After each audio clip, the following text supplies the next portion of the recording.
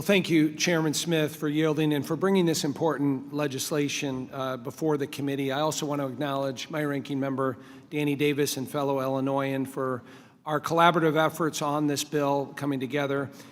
This has been a bipartisan effort by the full the Subcommittee of Work and Welfare, and I want to thank all the members on both sides of the aisle for their contributions that we've had over the last year plus. We've had 3 subcommittee hearings that have been very constructive and have really gone on to help put this bill together here today.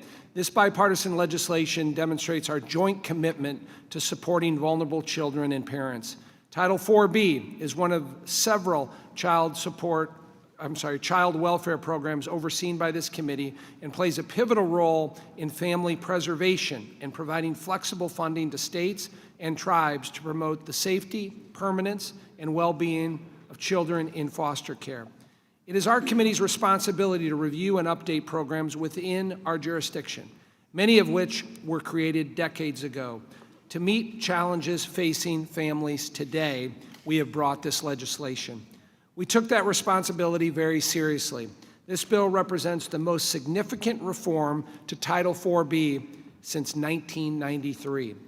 After a year-long investigation and 3 hearings to learn from stakeholders, parents, administrators, and former foster youth, we have been able to come together to develop a bill that will strengthen the child support system and better support families. 19 members of this committee from both sides of the aisle introduced bills to improve Title IV-B, and those reforms are the foundation of what we are marking up today. This is how Congress should work. This is the process of functional governing.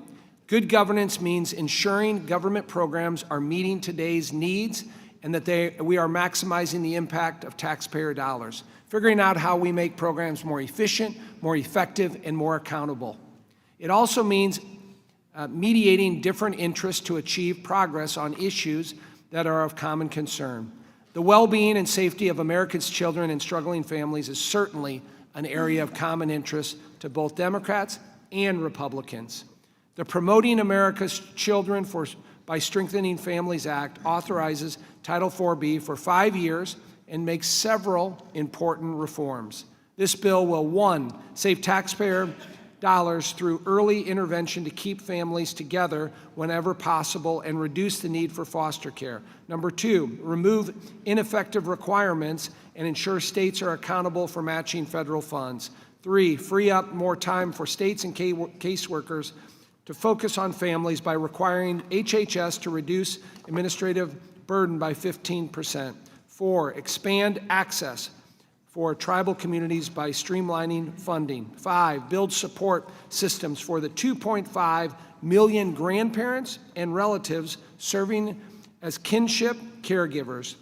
And 6, strengthen post-adoption services to ensure children waiting for adoption find stable, loving homes.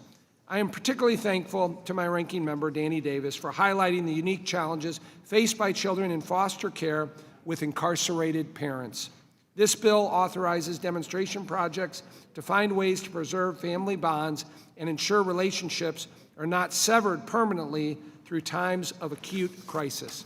Finally, I want to thank all of the members of the committee for your shared dedication and leadership that have gotten us here today. This bill has been endorsed by more than 30 organizations, including our county, state, and tribal partners, as well as organizations representing former foster youth and families with lived experience. We have a unique opportunity to reauthorize Title IV-B program today while maintaining the flexibility that states rely on.